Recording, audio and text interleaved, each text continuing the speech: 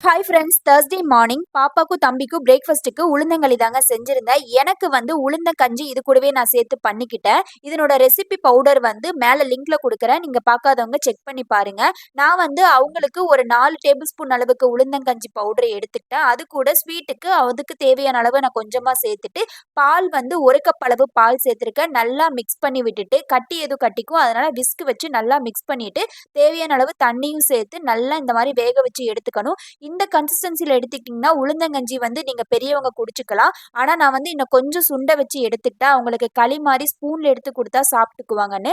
So, இந்த ஸ்டேஜ்ல of பண்ணிட்டீங்கன்னா கரெக்ட்டா இருக்கும். அவங்க அப்பா வந்து அன்னைக்கு வீட்ல இருந்ததுனால, அவர் தான் வந்து ஸ்கூலுக்கு கொண்டு போய் விடணும்னு சொல்லிட்டாங்க. ஸோ, அவங்கள அப்படியே ஸ்கூல்ல ட்ராப் பண்ணிட்டு, நானும் அவரும் ஷாப்பிங் தாங்க போயிட்டு வந்திருந்தோம். அன்னைக்கு வந்து ஃப்ரெஷ் வெஜிடபிள்ஸ் இருக்குமான்னு டவுட்ல தான் போனேன். ஆனா, அப்பதான் வந்து லோட் பண்ணிட்டு இருந்தாங்க. கீரை எல்லாமே ஃப்ரெஷ்ஷா இருந்துச்சு. நான் எப்ப ஷாப்பிங் போனாலுமே தேங்காய் வந்து அவர தான் வாங்க சொல்லுவேங்க. ஏன்னா, இங்க வந்து மோஸ்ட்லி ஸ்பாயில் ஆக சான்ஸ் இருக்கு. ஸோ, நாங்க வந்து 1 தான் வாங்கிட்டு வருவோம். வாழைப்பூவுமே வந்து கொஞ்சம் ஃப்ரெஷ்ஷா இருந்த மாரி தான் இருந்தது. கீரையுமே 2ஆ பிரிச்சு ஜிப்லாக்ல ஸ்டோர் பண்ணிட்டு, எல்லா வெஜிடபிள்ஸையுமே வந்து ஃப்ரிட்ஜ்ல ஸ்டோர் பண்ணி வச்சுட்டேன்.